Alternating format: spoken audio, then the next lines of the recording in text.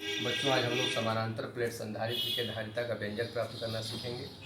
जैसा नाम से ही स्पष्ट है, समानांतर प्लेट संधारित्र माने ऐसा संधारित्र जिसमें दो प्लेटें हों और दोनों प्लेटें एक दूसरे के समानांतर हों और कुछ दूरी पर हों।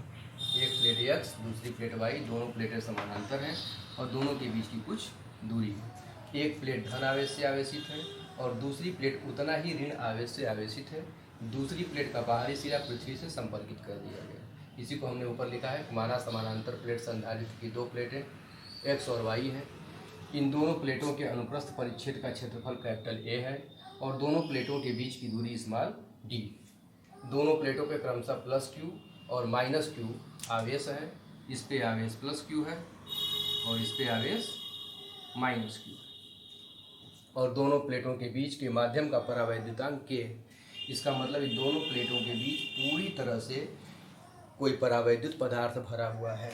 अब हम लोगों को क्या करना है, इन दोनों प्लेटों के बीच जो है कितना आवेश संग्रहित होगा, यानी इस समानांतर प्लेट संधारित्र के धारिता का व्यंजक प्राप्त करना है।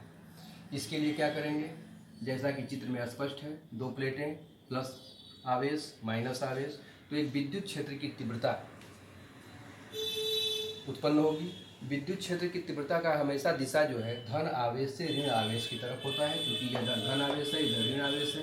तो एक विद्युत क्षेत्र की तीव्रता प्लस वाले प्लेट से माइनस वाले प्लेट की तरफ हो जाएगी, जिसका वैल्यू होगा कैपिटल ई वेक्टर। दोनों प्लेटों के बीच की दूरी स्मॉल डी है।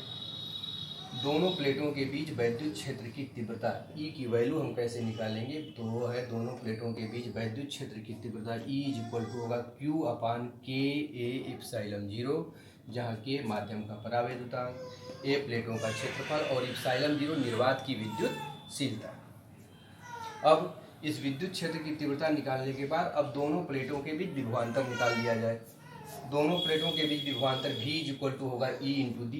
कैसे हुआ, सूत्र E बराबर V बाई डी से। इस सूत्र से V बराबर E इंटू डी, ई की वैल्यू समीकरण नंबर 1 से रख देंगे, तो V is equal to Q upon K A epsilon 0, ई की वैल्यू इंटू डी। ये हो गया समीकरण नंबर 2।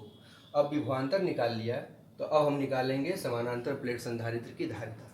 समानांतर प्लेट संधारित्र की धारिता निकालने के लिए हम सूत्र जानते हैं, धारिता C is equal to Q upon V। किसी भी चालक की धारिता C इज इक्वल टू होती है Q अपान V। इसमें V का मान समीकरण नंबर 2 से रख देंगे। Q अपान V का मान रखा जाए, Q upon K A epsilon 0 into D. यह Q से Q कैंसिल हो जाएगा और हल करेंगे तो यह उत्तर आ जाएगा के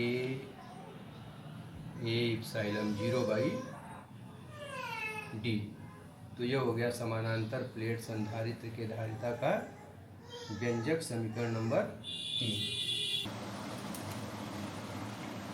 3 जो है इस प्रकार समानांतर प्लेट संधारित्र की धारिता का यह व्यंजक है, C इक्वल टू के ए इप्सिलॉन 0 बटा डी।